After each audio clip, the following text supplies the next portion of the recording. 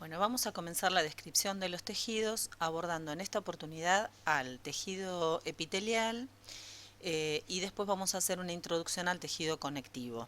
El resto de los tejidos los vamos a abordar cuando vayamos viendo los diferentes sistemas.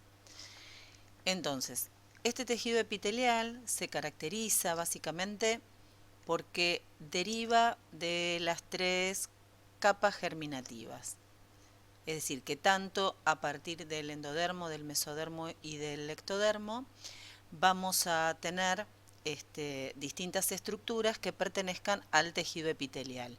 Por ejemplo, la epidermis, que va a derivar del ectodermo, todo el recubrimiento, por ejemplo, del endotelio de los vasos sanguíneos que van a pertenecer al mesodermo y lo que recubre a las vías respiratorias y digestivas que pertenecen al endodermo. Este tejido epitelial lo vamos a poder diferenciar por un lado como tejido epitelial de revestimiento y por el otro lado el tejido epitelial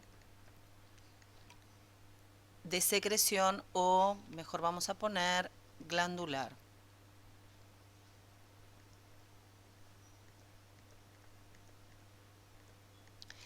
Esto nos va a permitir diferenciar distintas funciones que puede cumplir este epitelio. Es uno de los más abundantes y con mayor cantidad de funciones. La función principal es la función de protección. Podemos tener también la función de transporte, la función de absorción, la función de secreción,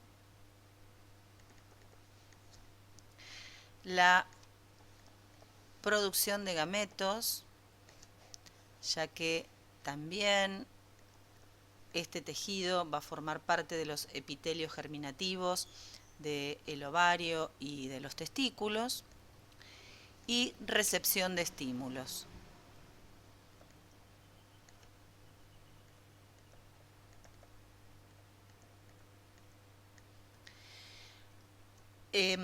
Una de las características muy distintivas del tejido epitelial, que es un tejido avascular. Esto significa que no tiene vasos sanguíneos y que para poder obtener nutrientes, oxígeno, va a necesitar estar asociado al tejido conectivo. Vamos a ver, mientras que vamos a hacer un gráfico, vamos a describir las principales características de este tejido. Bueno, vamos a describir y caracterizar al tejido epitelial. Vamos a dibujar para que sea más sencillo un par de células de este tejido. Le vamos a ubicar el núcleo.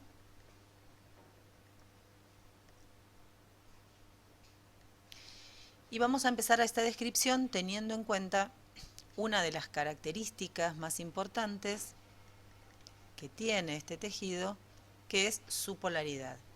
Esta polaridad va a estar dada, por un lado, por la polaridad en la diferenciación que ocurre en sus membranas.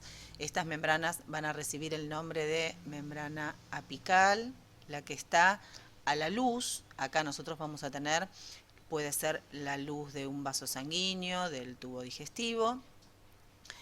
La parte que se va a corresponder a la membrana lateral y lo que se corresponde a la parte basal.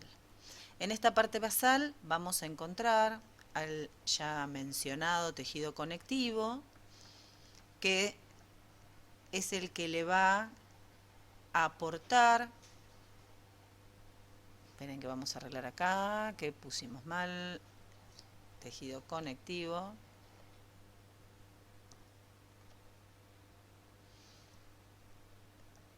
al tejido conectivo, que es el que le va a aportar la parte de la nutrición. Entonces vamos a ubicarle estos vasos sanguíneos que a través de procesos de difusión, estas células van a poder obtener sus nutrientes. Otra característica que vamos a tener en esta zona basal es que vamos a asociar al tejido conectivo con el sistema nervioso. Es decir, sí es un tejido que, si bien no tiene vasos sanguíneos, sí va a estar relacionado con la parte nerviosa. Por eso, dentro de sus funciones, habíamos mencionado la parte de la recepción sensitiva. En esta zona basal vamos a encontrar polisacáridos que van a ser secretados por las células epiteliales, y también vamos a encontrar fibras de colágeno que van a ser aportadas por el tejido conectivo. Esto le va a dar sostén al tejido conectivo. Estas fibras de colágeno, cuando se rompen con una herida profunda, muchas veces al producirse la cicatrización, no quedan con la misma disposición y se visualizan dejando una marca visible que es la cicatriz. Bueno, esto es lo que vamos a encontrar en la parte basal. ¿Qué va a pasar en la parte apical? En la parte apical vamos a hacer una modificación en esta célula. Ténganme paciencia, esto es nuevo.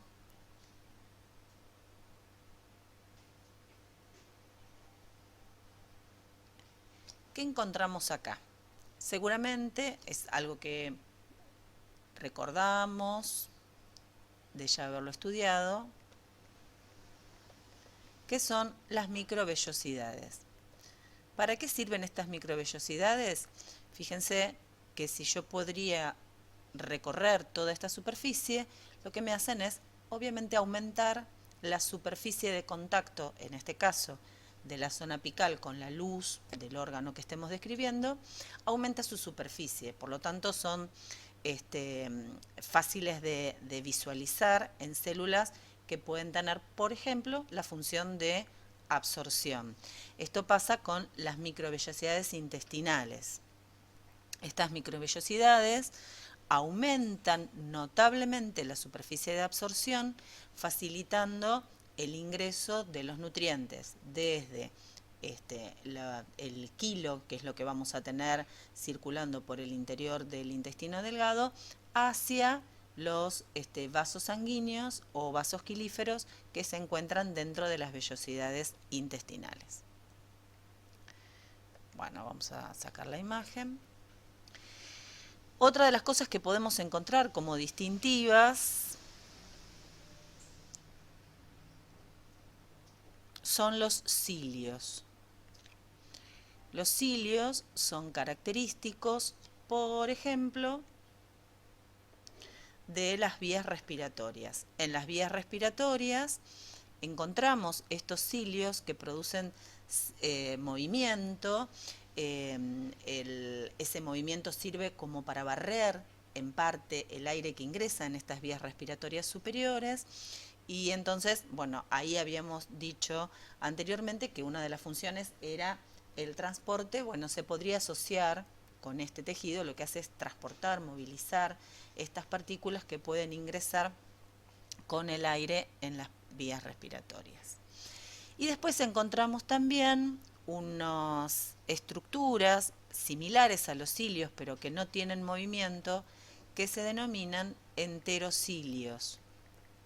Estos enterocilios los encontramos, por ejemplo, en las vellosidades que se encuentran en el epitelio del epidídimo o las células del caracol del oído interno, cumpliendo funciones específicas en este tipo de tejidos, que cuando por alguna deficiencia en cuanto a su estructura o su localización, pueden aparecer patologías, por ejemplo, el riñón poliquístico, también ocurre hidrocefalia, porque pueden estar también asociadas con el líquido cefalorraquídeo, y acá es donde empiezan a hacer sus aportes la parte de la genética.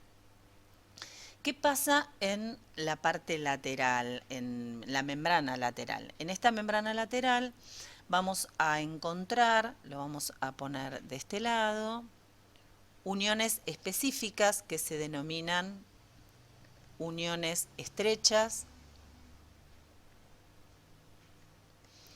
otras que se denominan desmosomas. También vamos a encontrar, lo vamos a poner por este lado, las que permiten comunicación, por ejemplo, entre una célula y la vecina, que se llaman uniones de apertura.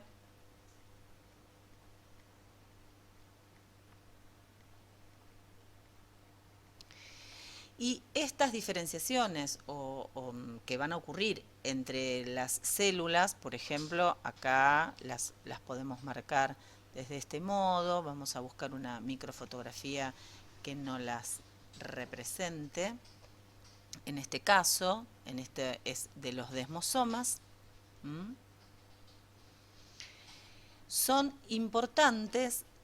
Por ejemplo, si en esta luz que tenemos vamos a encontrar una sustancia como podría ser el jugo intestinal.